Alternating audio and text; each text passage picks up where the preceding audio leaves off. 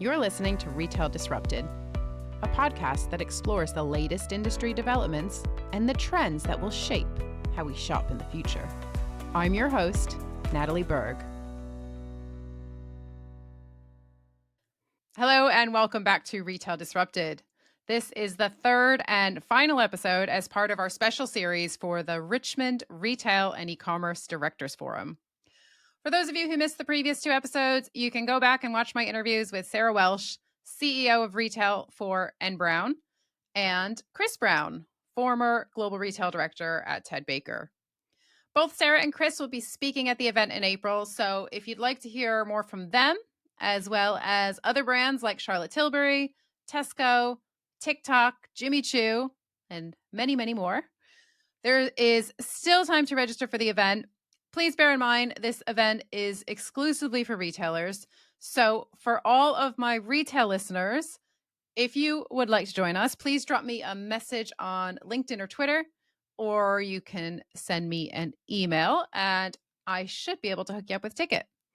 Again, I will be including all of the links in the show notes. Now, on to today's episode. I am delighted to welcome Nigel Oddy to the podcast. Nigel is the CEO of the UK and Europe's leading golf retailer, American Golf. Nigel's journey began on the shop floor of M&S, and through hard work, determination, and a desire to succeed, he progressed from shop assistant to executive. Nigel has since undertaken 5 CEO roles for House of Fraser, New Look, Matalan, The Range, and most recently, American Golf. He leads by example to inspire people towards engaging in strategy, strong critical thinking, and excellent interpersonal skills. Nigel, welcome to Retail Disrupted. It's such a pleasure to have you here today. Thank you.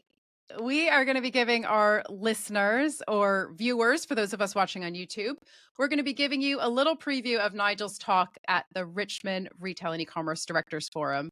Now, Nigel, I'd like to start big and talk about success. You have an absolute wealth of experience, having led a number of retailers throughout your career: House of Fraser, The Range, New Look, Matalan, and now American Golf. So I'd love to jump right in and ask what you consider to be your biggest success. What are you most proud of in your career? God, that's one big question to start with, Natalie. But I said we're going big. Thank you for that to start. Look, I look across my whole career and I say, I've been very lucky to run some great businesses like the ones you've mentioned. I did 20 years with Marks and Spencer, which is an institution in its own right. And therefore, it's very difficult to pick out one big success. I guess probably when I reflect on it, it would probably be being the CEO of New Look and going through the pandemic. And I say that because, we had 10,000 colleagues. We were learning as we went along every day.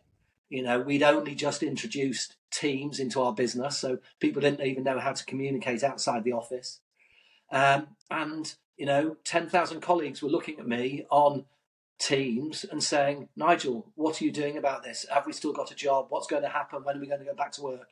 And quite frankly, none of us had experienced it. So, we then had to refinance the business. We did a CVA. We have done a number of refinances now. And out of it, we came out stronger. We'd grown our online business. We'd grown our market share. And I probably look back on that and say, it was one of the toughest times. I learned something new every day, but probably it was one of the biggest successes. Yeah, that's so interesting. And it just, that whole idea of necessity being the mother of invention. I mean, I think that absolutely rang true for a lot of retailers. So really interesting. Now, I'd like to continue with the success theme, Nigel, and ask you what, or maybe who, keeps you motivated? What are your sources of inspiration these days? I'm motivated by results. I'm motivated by success. I'm motivated by doing a good job. About driving and developing a business, about driving the management team to succeed. I wake up every morning and I look forward to going to work. I think the day I wake up and think, I've got to go to work today, is probably the day that you decide, you may want to be looking for something else. I've had some great people I've worked with over the years, some great chairmen, some great CEOs, and I reflect on those again and say, they helped me develop me as the management person I am today. But I motivate myself. I'm self motivated, and whether it's be in work or in sport, I like success and I like results. Fantastic. Now, we know that retail is evolving at such an incredible pace. And I think when we look to the future, the skills required by people working in our industry are going to shift fairly dramatically. And I think it's going to impact everyone from store, warehouse staff, right through to head office. At the same time, I think some things will never change, right? So the customer always has to be at the heart Absolutely. of the decision-making process. And Yeah. I think I'm really, really keen to get your take on this, Nigel, because what I found really interesting is it seems like more and more retailers are requiring executive teams to go and work on the shop floor to get closer to the customer, to Absolutely. experience what they experience. And I know you started your career on the shop floor, and I think retail is such a unique and brilliant industry for this. So I'm curious to know, what would you consider to be the most important skills or personality traits required in retail today? What do you tend to look for when building your teams? Yeah. You're absolutely right. I did start on the shop floor, and it taught me an awful lot. Way back when, I won't tell you how many years ago, but I learned that you've got to listen to the customer. The customer will tell you what he or she wants, um, and I to this day I do 2 days a week, every week, on the shop floor now in American Golf. Previously in the other businesses that you mentioned, because I get more from that, from listening, learning, seeing what the customers want, and therefore, the management teams we need in retail in this, what is a very challenging time for retail, are those people who want to get out onto the shop floor to talk to customers, to challenge themselves and challenge their teams, and listen to what the customers are saying. It's no good sitting in an ivory tower saying this is what we want because I've checked the computer and it's saying this. Well, the computer can often tell you things that aren't necessarily what the customers are telling you. And so and you're right. Retail, it is changing, but over my 40 years in retail, it has constantly changed. It's constantly evolved, and it will continue to do so. So when people say to me, "Oh, retail isn't what it like it used to be," they're absolutely right. But nor do we want it to be like it used to be. But let's remember, it's evolving in many respects. It's evolving for the better. So, and I guess the other bit, quite a long answer, I'm sorry, Natalie, but the other bit is that, you know, um, we need to be having people who want to embrace change, you know, um, who take that on board as the challenge. You can't sit and not move, you've got to think about what's the next thing, how is it going to evolve? How do I maintain the heritage of the business, the DNA of the business? I'm in a business that was founded in 1978, so it's still relatively new. But how do I maintain that DNA that the founders of American Golf had? But how do I put it into a 21st century mode? And that is, from my point of view, that's about omnichannel.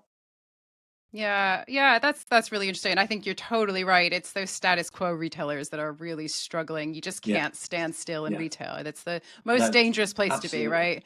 So yeah, maybe that's absolutely.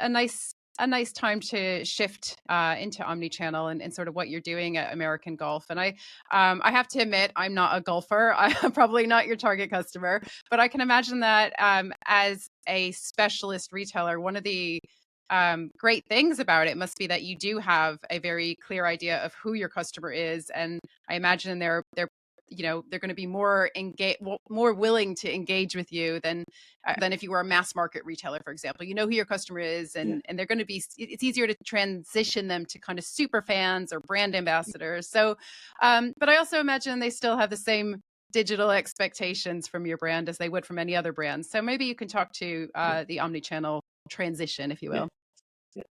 We've really built online, but we've also maintained a very strong business in our shops, and that's because we have custom fit. The real golfers want to have their clubs fitted, custom fitted for them, and you can't do that online. But what you can do is do all your research online before you come into store. And what I've seen, certainly in the last 12 months, in what you said, you're absolutely right to say it's a specialist business. Customers have researched all the clubs. They've researched Callaway, they've researched Ping, they've researched TaylorMade. They've sort of got an idea what they want, but they then want to have that custom fitting.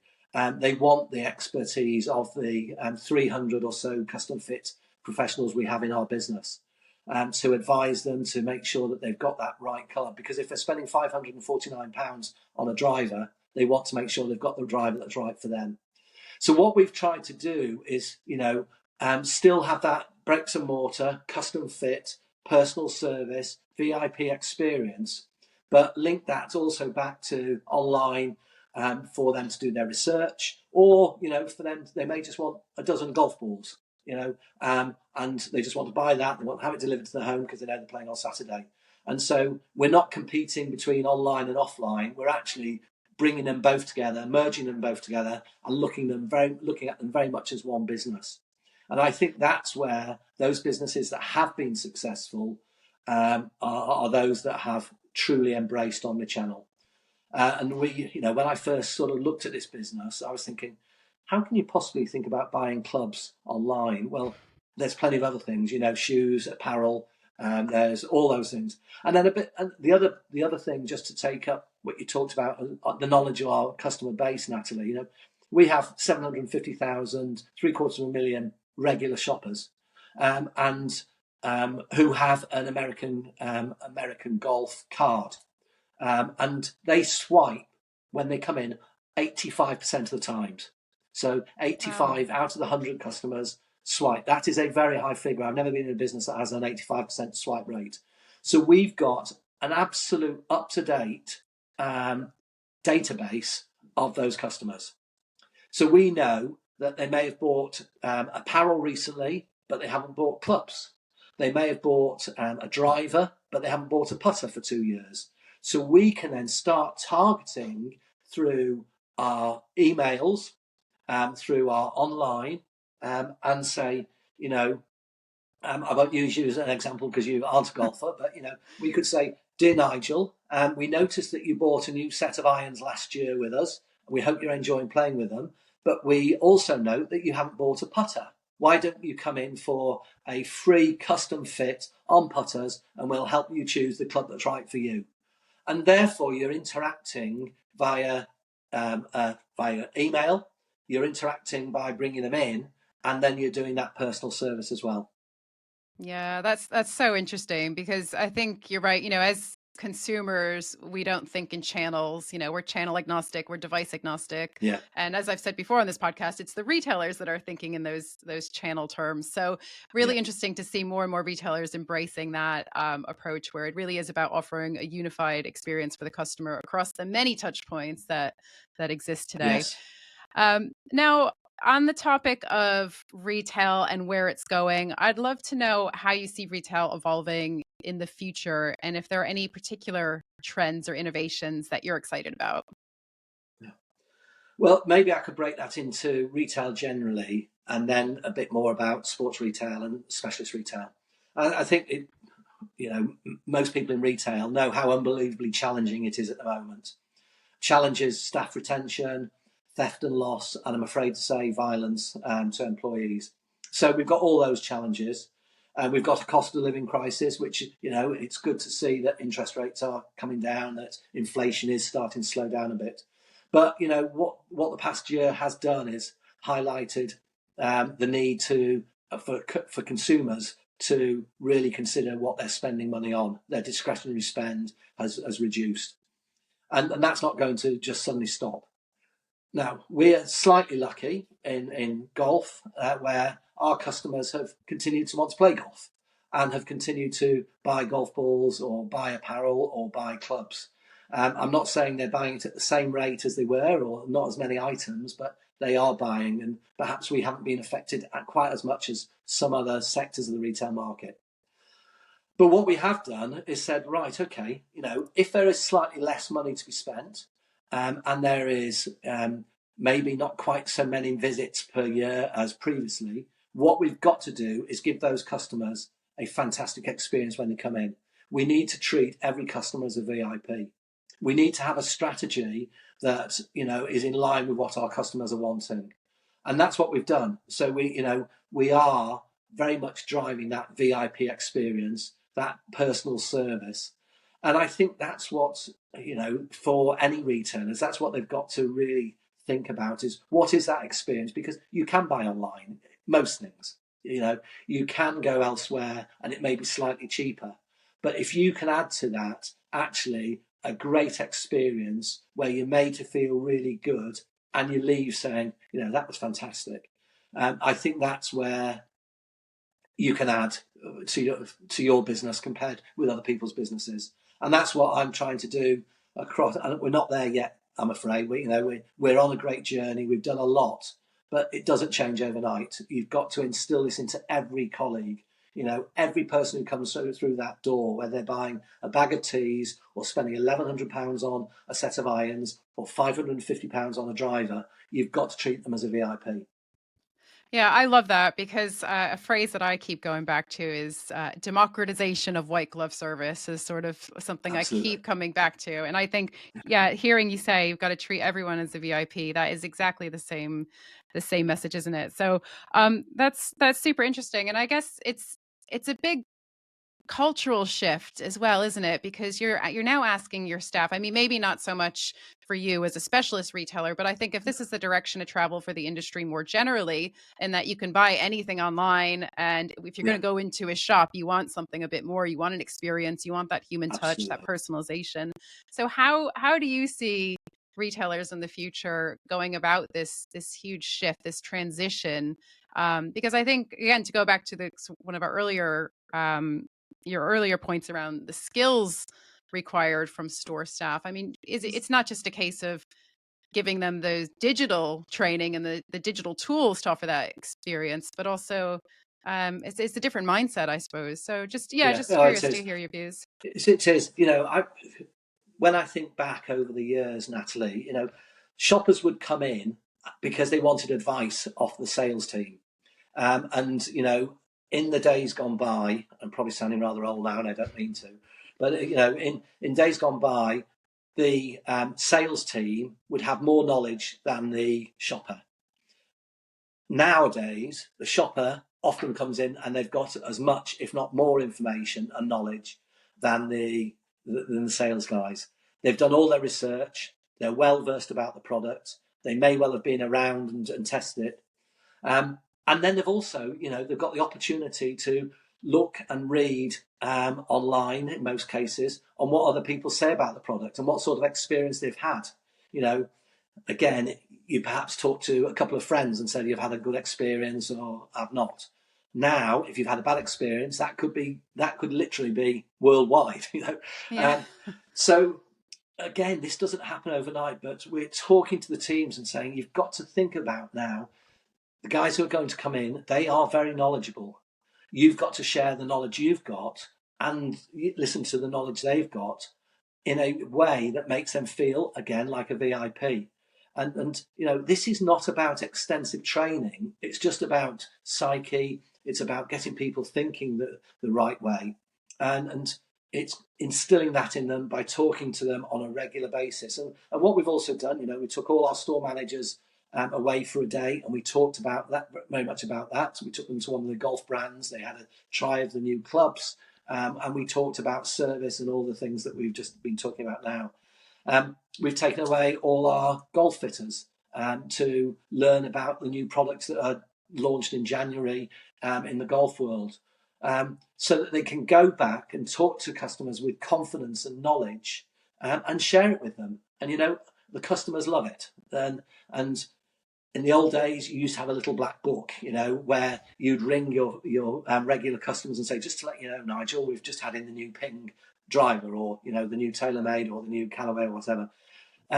We want to encourage that still. It may be done through an email now, it may be done through a text now, but it still provides that personal service which our customers want.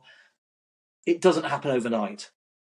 It's constant reminder, these guys pay your wages, these guys are the ones that keep us, growing our market share. And therefore we've got to continue from a top CEO, directors, heads of, regional sales managers, keep going on and talking to all our colleagues about the importance of that.